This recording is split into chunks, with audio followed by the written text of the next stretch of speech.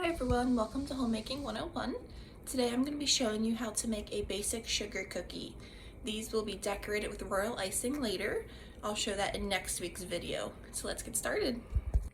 Alright, so I went ahead and put 1.5 cups of powdered sugar and 2 sticks, which would be 1/2 cup of butter in my bowl. So we're going to go ahead and blend this all together with our hand mixer.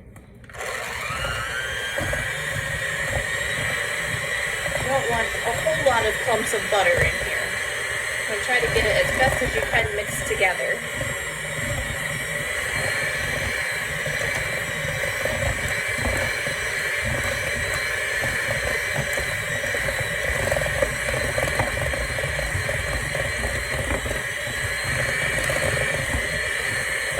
Just make sure your butter has been softened. I let mine sit out overnight, so that helps it to get it even softer. Alright, so that is blended together. So next we're going to add our dry ingredients, excuse me, and then we will add our wet. So we need some baking powder. So we're going to do 2 teaspoons of baking powder. I'm going to measure this out here. Okay. And then next we are going to need 1 teaspoon of salt.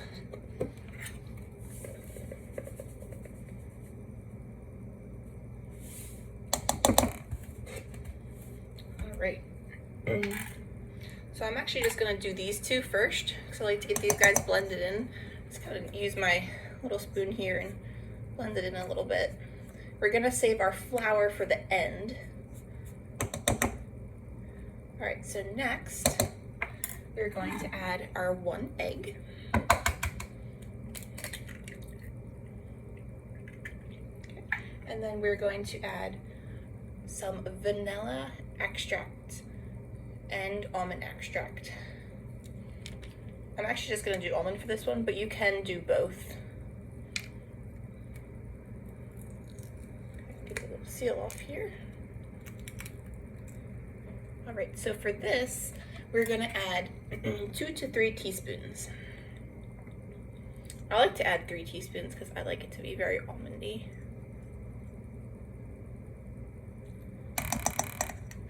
Alright, now we're going to blend this all together, and then we will add our flour at the end. Alright, so I went ahead and mixed all of that together and scraped down the sides of my bowl. So next we're going to add our flour. So we're going to add 2.5 to 2 3/4 cups of flour. Always start with the least amount. You can always add more. You don't want your cookies too dry or they're just going to crumble. You won't be able to roll them out. So there's 1 cup, 2 cups, and then we're just going to do a 1/2 cup here. Alright, so there's our 1/2 cup. Now we're going to go ahead and blend this all together. You can use an upright mixer or a hand mixer. I currently only have a hand mixer and it works just fine. So whatever you have on hand, go ahead and use. You can also do it by hand, it just takes a long time.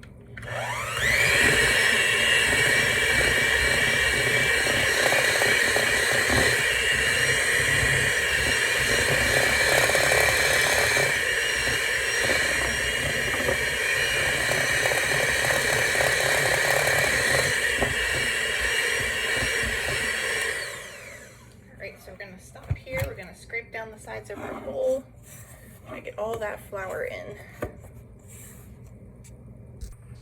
Alright, so we mixed all this together. As you can see, it's really sticking to my beaters. That's exactly what you want. You don't want it super dry. So we're going to go ahead and flour our counter next. And we're going to shape our dough into a ball. I actually like to divide my dough in half. Do half at a time because it's too much otherwise. And we're going to roll it out and start cutting our cookies. Alright, so we went ahead and we rolled our dough out. You want to try to keep it about 1/4 inch thick. You don't want it too thin or your cookies are going to burn. So we rolled it out here. We got our pans ready. We lined our pans with parchment paper. and we have our oven heating up at 400 degrees. So we're gonna go ahead and take our cookie cutter. Today I'm doing a full leaf and a pumpkin. You can do whatever shapes you like. I'm just gonna do these for fall. So we're gonna go ahead and cut our shapes out. Just wiggle them around a little bit so they don't stick.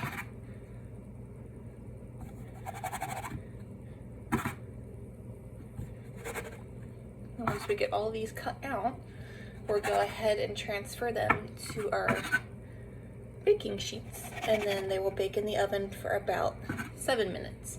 Now, when you're done cutting all your cookies out here, you can go ahead and roll your dough back up into a ball and keep adding from your extra over here. Keep adding to the dough here, because this dough is a little drier and softer.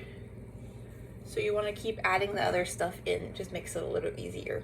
So we're going to go ahead and cut all of our cookies out and go ahead and get them on our pans.